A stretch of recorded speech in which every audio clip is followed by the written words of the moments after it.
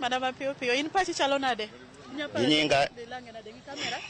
Ginyinga en Peter Bura. To an gima nyalo wacho kuom Chebukati maneno motimo maber onge. Kech yiero mokwongo time Kenya ka nokethi. Onge gimoro mane aneno manilongo kanyo nikech gik manowachi bende kwachako waduogo yiero mochako timo mar ariyo.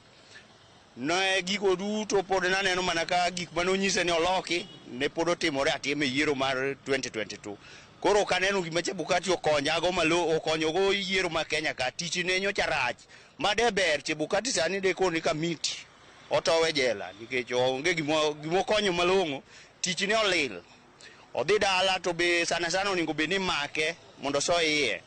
Wayud jok moko manyalo komisiona mo manyalo ritonwa yiero maber man gi lere iye. To weche moko mofuwo mag Chebukati gi omake go otere go iye mondo jok mabiro bang'e one ni ng'at manotimo kosa omaki otere iye koro gembo gibitimo kosa. An mane pacha. Erokamano machiegni in pachi chalo nadi nyalo paro Chebukati gi Lange masani bende wuok e apis kata ndalogi mar apis orumo. Inya paro gang'owa? Erokamano, an Gilbert Obuya, ajatich ma Kisumu ka. Wacho wach Chebukati ni en gima osebedo mar jo Kenya ne yiere pok gimoro amora obedo maber. Koro an wacho ni ne joma yiero giga kata joma chungo giga mondo mi gibed ofisno. Akwani Chebukati kadhi to dhi adhiya to mibiro yier mondo obede gi paro moro maber kata obede gi tich moro maber.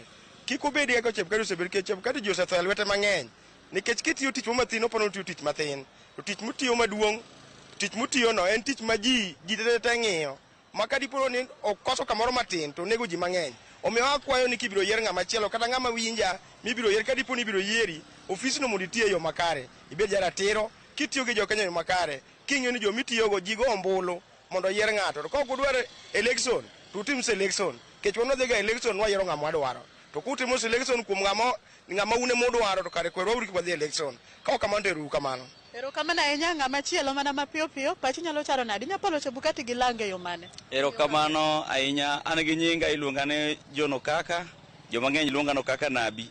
Maduong' madiang' awach ni gima Chebukati otimo madipaki to kane nikech kosa sio kosa to kurudia kosa ndio kosa. Ung'e ni kosa ma Chebukati onwayo bedo mang'eny ahinya. Gima dakwani Chebukati osetieko mare odhi e yweyo koro tim midhi yier ground yiero maber obed county sub county skun modong yiero maber lakini kochopo malo gik manyo jopiny oneno ok nyo moro jopiny.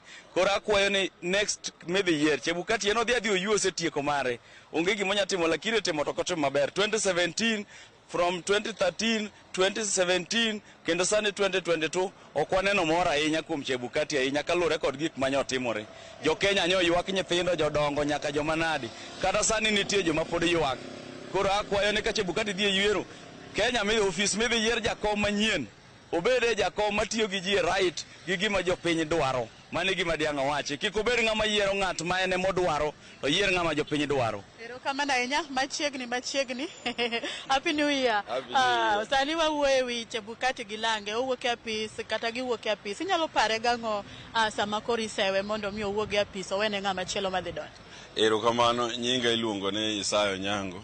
Tim marach iparo go ng'ato maber be inyalo par go ng'ato. Chebukati timbene richo nikech kane Maragara noyalo kes mokwongo Maragara wacho makosa mane nitie gi gik Maraga mondo gik mantie mondo losi onge gima nolosi ar Chebukati ne ok ochenji ka koro nyo wachako wadhi e yiero ni bende nyo ging'eyo maler ni yiero ok otimore maber te en pod iwinjo kopakore ni yiero nyo ber kendo wacho no kelo reforms. An gima daher wacho gin weche ariyo.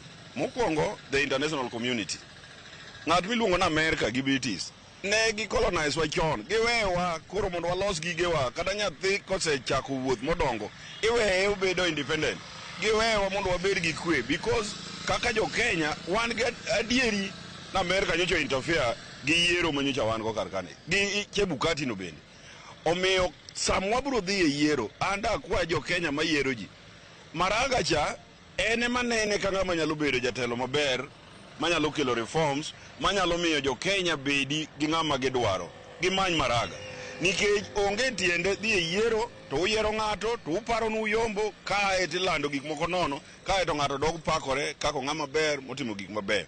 He belong to jail. Chebukati onego bed ni e jela.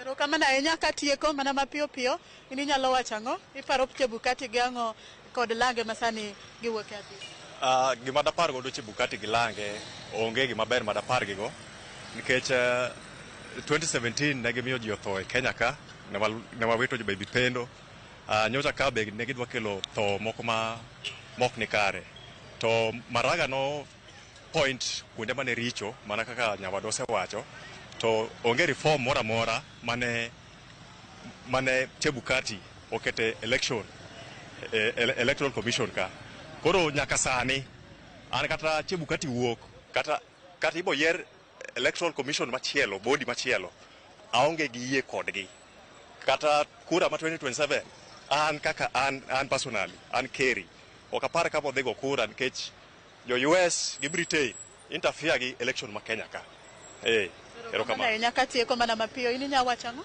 an nyingi iluongo ni Bernard Andiwo an gima dapar go Chebukati tonge anyalo pane ni ng'ama jakuo ong'ama osehinyo jo Kenya election 2 kendo lit na ni Chebukati pakre notiyo maber an gima nyalo wacho no dhia gi kwe Nyasaye mane chule mane gima nyalo wacho erokamano ahinya katieko kantie ng'ama bende pod nyagolo pache erokamano an iluongo ni David Otieno to awacho ni Maraga ma Chebukati en ng'ama rach omiyo athagora kende Kenya abedo gi stress mang'eny kech nabedo gi mor ka nen mbele taduga bedo gi stress sani ok anya yudo ber nikech nyithinda bende omoko e dhot ok anya dhi skul aonge kaka konyra omiyo awacho Chebukati en odhi adhiya dala to gimotimo rach Nyasaye biro nene.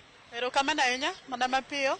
Erokamano an kaluonga ni Kevin Ochieng an youth ma Kisumu County to Chebukati okonego gimotimo okotim gimoro maber kaka owuok okonego beno pakre owe pake gi jopiny to kako dhino en 6 months ago emano nego beno retire to gi sani kako wacho no retire sana ng'eni en e Hague gi sani kako retire ni okonego beno appreciate ni otiyo tich maber tich marach motimo no Nyasaye biro nene kama kete to gi sani kaka ne onego beni onego beni timone en sani onego beni en e Hague man ng'ami dewo we pakre nwa e Kenya ka to gi rights marwa to okomiyowa.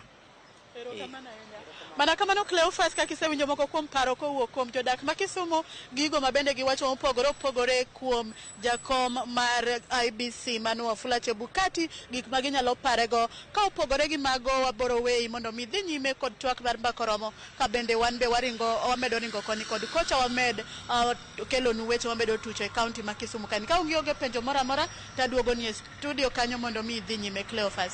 Erokamano ahinya Millicent tabiangu kombago matwake makare kaunti ma Kisumu ng'eny ang'erengo idhi tugo moko mantiere Kikoska mantiere malo yo mamboleo kocha ichop maber kendo keketori kendo weche manyien saa 7 saa 10 kod mano ma saa 1 kod saa 3 erokamano mano Millicent Adhiambo